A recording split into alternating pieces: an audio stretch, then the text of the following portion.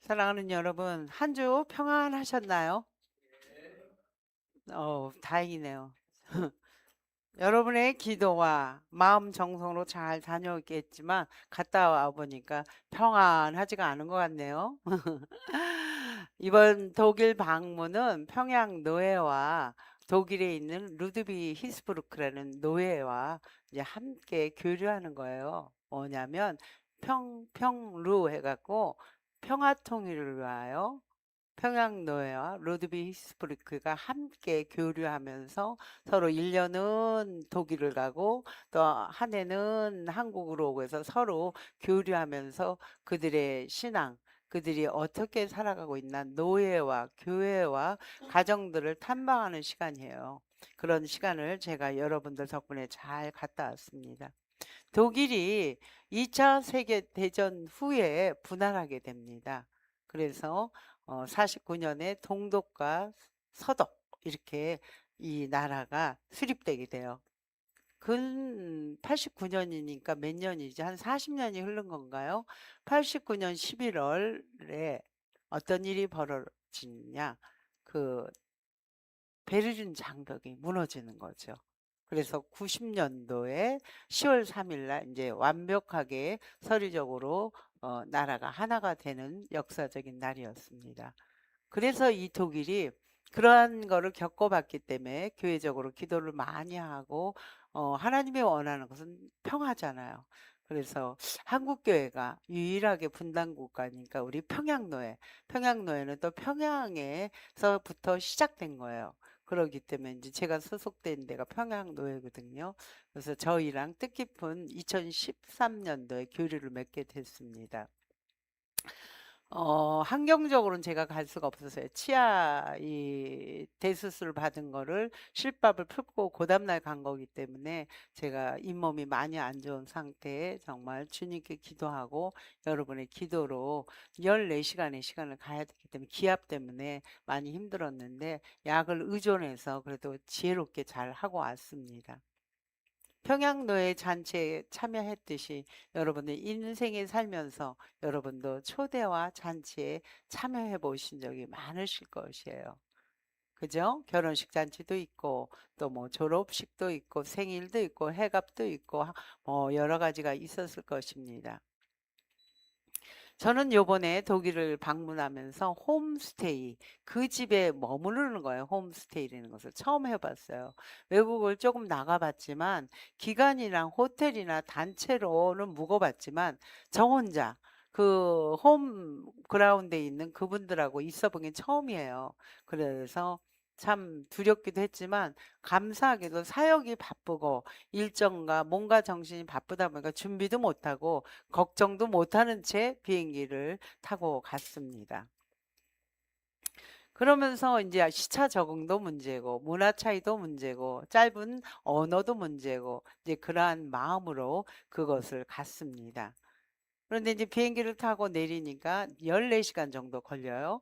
내려서 우리는 입국이 2, 30분이면 끝나잖아요. 입국하는데 1시간 한 또 반이 걸리더라고요. 사람도 많지 않은데. 그리고 그 루드비 히스부르크까지 가는 데가 2시간이 걸린대요. 그러니까 목적지에 도착하니까 한국 시간으로 3시 반인 겁니다. 눈꺼풀은 졸리고 머리는 띵한 가운데 이들이 우리를 환대한다고 교회에서 이제 그 독일 전통식 만두를 준비하고 있는 거죠. 이거 뭐 정신이 없어 밥을 못 먹는데 그 한 15명 되는 분들이 저희만 지켜보고 있는 거예요. 잘 먹고 있나, 못 먹고 있나. 어떻게 해요? 그냥 음식은 짜고 입맛에 안 맞아도 저희의 입가, 저희의 스푼이 가는 것만 쳐다보니까 이제 맛있게 먹으려고 애를 썼습니다. 그들도 알 거예요. 이들은 이제 그 한참 활동할 시간이니까 또 썸머타임으로 10시까지 거기는 화내요. 그러니까 이들은 활동한 시기니까 우리랑 있고 싶은데 우린 시차 때문에 힘드는데 이야기하는 걸 엄청 좋아한대. 토론이라고 하죠. 자기 인사와 소개를 하는데 시간이 너무너무 오래 한 2시간 걸친 것 같아요. 그래서 프랭카드 걸고 사진 찍고 집에 오니까 한국 시간으로 새벽 6시예요. 우리 날밤 샌 거잖아요. 젊은 사람 다니고 얼마나 힘들겠어요. 집주인이 이제 집 사용법을 알려주는 거죠. 어떻게 어떻게 사용하고 어떻게 어떻게 사용하면서 나하고 지금 이야기 좀 할 수 있냐. 정중하게 얘기를 했죠. 제가 지금 한국하고 독일하고 시차가 너무 크고 지금 한국 시간은 깊이 잠드는 시간이니까 다음 기회에 했으면 좋겠다. 그렇게 얘기를 했어요. 제가 이 얘기를 왜 하냐. 문화 차이가 이렇게 크다는 거죠. 그런데 오늘 본문도 마찬가지예요. 오늘 우리가 14장을 우리가 몇 절부터 읽었죠? 13절부터 21절까지 읽었죠. 그 전에 1절부터 12절까지 기록이 헤롯의 잔치입니다. 오늘 헤롯의 잔치와 예수님의 잔치가 대조되는 것을 보여주고 싶은데 다 읽으려니 시간이 걸려서 제가 오늘 이제 우리는 예수님의 잔치만 보게 되었습니다. 헤롯과 예수님의 잔치가 어떻게 다른지 오늘 말씀을 통해서 나눠 보겠습니다. 여러분 아시는 분은 아시고 신앙생활을 얼마 안 하시는 분은 모르실 거야. 헤롯 왕이 있었어요. 이스라엘은 왕이 4명이에요. 분봉왕 4분의 1 헤롯이 왕으로 있을 때 헤롯이 빌립 자기 동생의 아내를 취하게 됩니다. 그래서 세례 요한이 책망을 하는 거죠.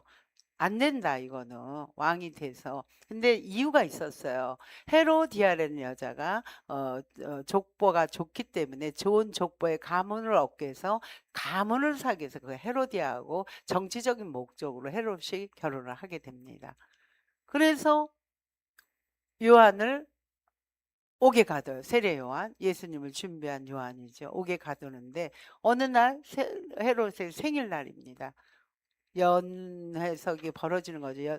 크게 이제 고위 대작들을 불러놓고 하는데 그 이제 잔치 가운데 딸이 헤로디아의 딸 나와서 춤을 춥니다. 어린 소녀가 얼마나 춤을 잘 추냐면 헤롯이 거기에서 반한 겁니다. 그러면서 그 딸한테 네 소원이 무엇이냐? 네 소원을 다 들어주겠다. 어린 소녀이 뭐 소원이 뭐 있겠습니까? 엄마하고 미리 짠 거죠.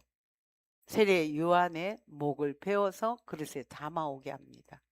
헤롯도 그렇게 하고 싶지 않죠. 무서우니까, 선지자니까.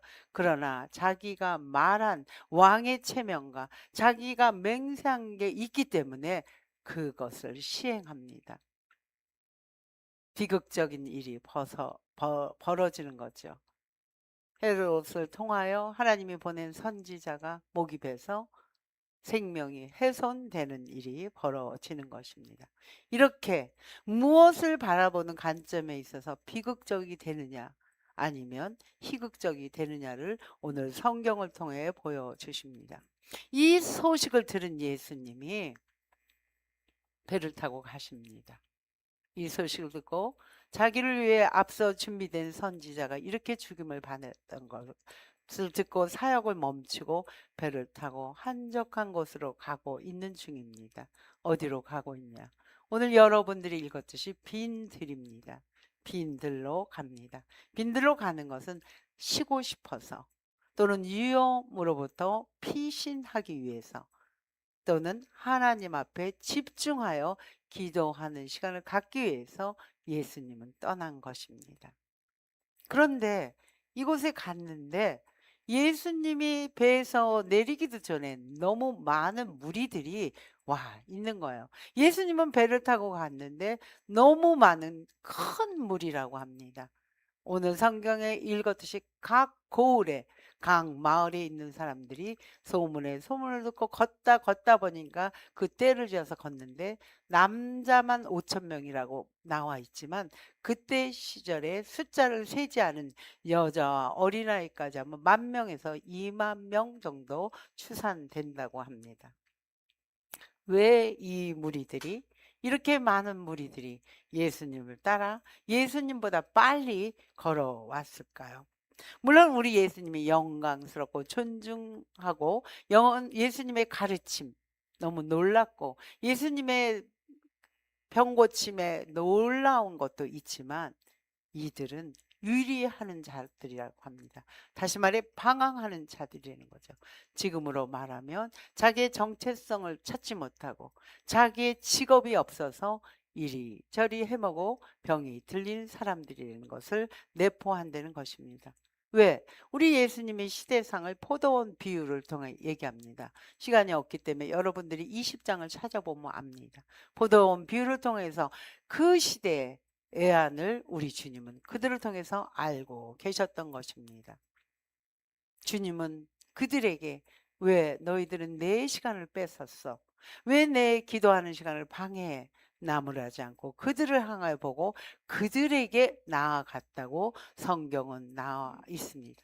그리고 가장 중요한 예수님이 그들을 보고 불쌍히 여기셨다고 성경은 기록됩니다. 불쌍히 여기셨다. 헬라어로 쓰여진 이 뜻의 어는 우리의 내장 기관들, 그 기관들이 꿈틀꿈틀하면서 움직인다는 것입니다. 어떤 말이냐? 강력하게 내 창자가 뒤틀리는 것 같이 내 위장이 뒤틀리는 것 같은 마음이라는 거죠. 저 타인의 고통이 내 고통, 예수님의 고통으로 느껴져서 우리 예수님이 그러한 강력한 그 마음이 올라왔다는 것입니다. 그래서 그 무리 중에서도 제일 먼저 아픈 사람이 그것까지 걸어온 것을 아시고 아픈 사람, 여기에 병자들을 고치셨다고 이야기합니다.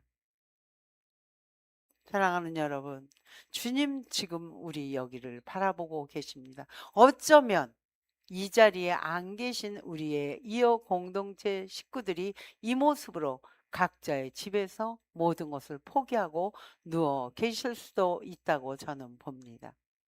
그러나 주님은 오늘 말씀을 통해서 아무 말을 안 해도, 요청을 안 해도 주님께로 걸어 나온 자들에게는 우리 주님은 그들을 고치시고 그들을 또 어떠한 일을 하는지 한번 살펴보겠습니다.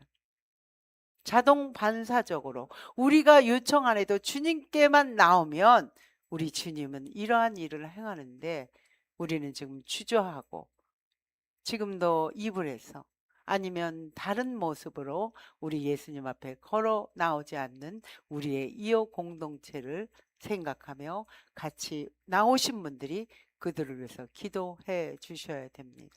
그러할 때 그들의 연약한 몸, 그들이 창자가 고통스러워하는 그러한 시달림에 있을 때 우리 주님도 그들을 위로해 주시고 고쳐 주실 줄 믿습니다. 무리들은 예수님의 가르침과 병 고침이 얼마나 신기하고 신비로웠을까요? 저녁이 되는데도 모르고 그곳에서 예수님 곁에 있습니다.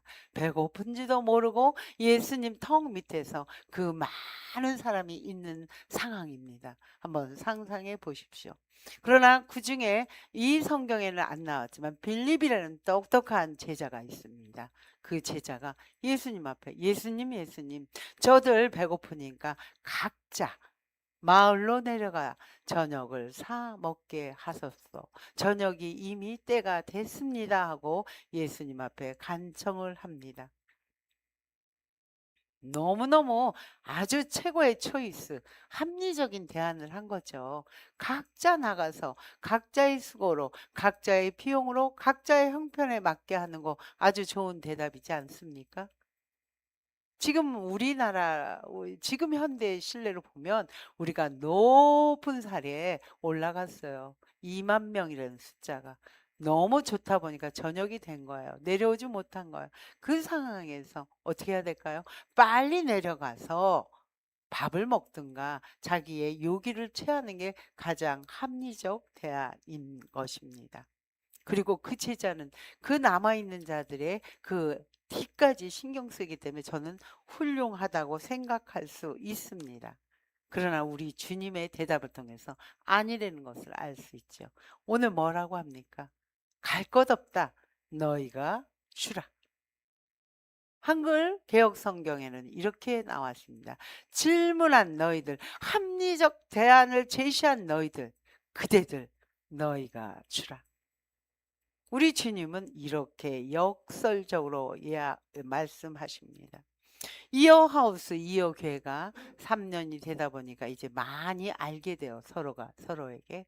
맨 처음에 와서는 자기를 드러내지 않고 교회에 오니까 참 좋았어요. 다른 교회하고 약간 다르잖아요. 저희는 특성이 다르다 보니까 '아 이런 교회도 있구나.' 하고 좋아했습니다. 그러나 3 년이 되다 보니까 여기에서 이제 주인 의식을 갖게 되고 문제들이 생기기 시작합니다. 그분들은 한 분 한 분 말씀을 들으면 아주 합리적이고 정말 빙고의 말씀을 전하는 거 맞습니다. 그러나 매슬러라는 욕구 이론이 있어요. 5 단계입니다. 처음에는 생리적 욕구입니다. 그다음에는 안전의 욕구입니다. 그다음에는 소속, 사람들 간의 욕구입니다. 우리 교회가 여기까지 됐어요. 4 번째는 존중의 욕구입니다. 5 번째는 뭐일 것 같아요, 여러분? 자아 실현의 욕구입니다. 뭐냐 하면 이게 꼭 단계가 맞지 않아요. 1단계에 있는 사람도 자아 실현의 욕구에 살 수 있습니다. 이 심리학자가 내놓은 거 가운데 우리 교회가 세월이 지나다 보니까 이제 소속감도 느끼는 것 같아요. 3단계. 그러다 보니까 이제 존중의 욕구, 자아 실현의 욕구를 해서 내가 살아가는데 의미와 가치를 알아야 되는데 그거보다 내가 더 너보다 낫다 하는 생각이 있는 거죠. 소속의 욕구 가운데. 저희 교회는 특수 사역을 하는 교회입니다. 일반 교회가 아니에요. 잘난 사람, 잘난 사람들을 모이고 학문이 있는 사람까지 모이고 돈 있는 사람끼리 모이고 그렇게 뭐라 그럴까요? 패? 아니면 그룹? 그런 것을 나누는 교회가 아닙니다. 교회가 작다 보니까 다 보이는 거죠. 다양하고 독특한 저희는 공동체입니다. 그러니 이 일을 하는 3년 동안 활동가도 지인들도 저한테 이렇게 권면합니다. 예수 목사님 그렇게 하지 마십시오. 그들 절대 안 변합니다. 목사님 상처 있고 건강만 잃습니다. 그분들의 이 권면은 저를 위해서 하시는 거 잘 알고 있습니다. 우리가 가진 거 우리 먹기에도 힘들어요. 우리 형편 넉넉하지 않아요. 계산하면 답이 나오지 않습니다. 저희 큰아이가 저한테 언젠가 그 얘기를 하거든요. 저희 큰아이가 합리적이네요. 젊은 친구니까. 엄마, 엄마는 아무것도 가진 것이 없는데 이 일이 지속되는 걸 보니까 하나님이 계시는 것을 엄마를 통해 볼 수 있어. 이렇게 얘기합니다. 여러분 마음속에 새김이 있어야 됩니다. 오늘 말씀을 집중해 들으셔야 됩니다. 우리는 이 일을 할 수 없습니다. 우리의 힘으로. 그러나 예수 믿는 사람, 세상 사람도 자아 실현, 존중의 욕구가 있는데 우리 예수 믿는 사람은 구별돼야 된다는 거죠. 할 수는 없지만 이것이 해야만 하는 일이기 때문에 해야 한다는 이야기입니다. 할 수는 없지만. 우리가 씨를 뿌리면 때가 되면 하나님이 기쁨으로 단을 거두어 주십니다. 이런 가능성들이 우리에게 이어질 때 우리에게 하나님은 채워 주신다고 얘기합니다. 제자들, 우리에게 있는 것은 물고기 2마리야, 작은 보리떡 5개 뿐이 들어갔어요. 그것밖에 없다. 이것도 나 하나 먹기도 힘들다는 뿐입니다. 그러나 우리 예수님은 그것을 내게 가져오라 이렇게 얘기합니다. 우리 예수님, 야, 너희들 더 자세히 살펴봐. 그것밖에 없지 않을 거야. 호구 조사해서 한번 꼼꼼하게 나한테 갖고 와. 그거 갖고 나누자 얘기 안 해요. 그것뿐이 없는 것을 내게로 가져오라 합니다. 다시 말하면 우리의 연약하고 우리의 형편없는 그 있는 모습 그대로를 나한테 갖고 올 때 우리 예수님은 그것을 가지시고 하나님께 축사하는 겁니다. 그 작은 것을 감사기도 하나님께 올린다는 것입니다.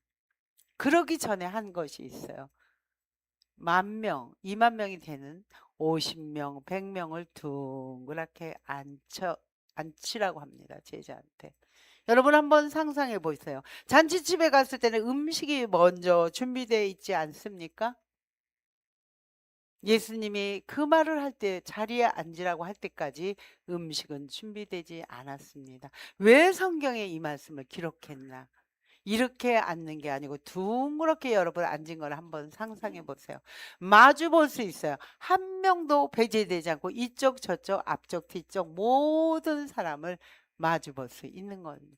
그 상대방은 나를, 나는 상대방을 있는 모습 그대로, 형편없는 모습 그대로 맞이할 수 있는, 이전에는 무관심했던 사이가 마주 앉은, 둥그렇게 앉아서 마주 앉아서 그 사람의 모습을 볼 수 있다. 무엇인가요? 관계를 갖는다는 거예요. 무관심에 관계없던 우리들이 관계를 맺기를 원하는 우리 예수님의 마음입니다. 상대방의 눈을 보니 저 사람의 말 못할 사연이 있구나. 아, 저 사람은 저런 것 때문에 왔구나. 그런 마음들로 앉아 있었겠죠. 여러분들도 나만이 안고 있는, 나만이 겪는 독특한 한계 상황 앞에 지금 힘든 입장에 있지 않습니까? 질병으로 인해 육체적 고통으로 고통당한 분도 계실 것이고, 관계로 인해 해결되지 않는 단절된 걸로 답답함, 진짜 상한 그 심령을 누구한테 말 못하는 그런 마음을 안고 앉아 있을 수도 있을 것입니다.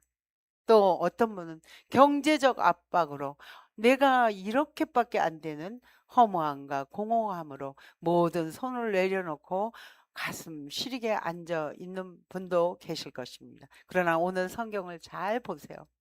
주님은 빈들로 가셨습니다. 음식이 준비된 곳이 아닙니다. 주님은 빈손이었어요.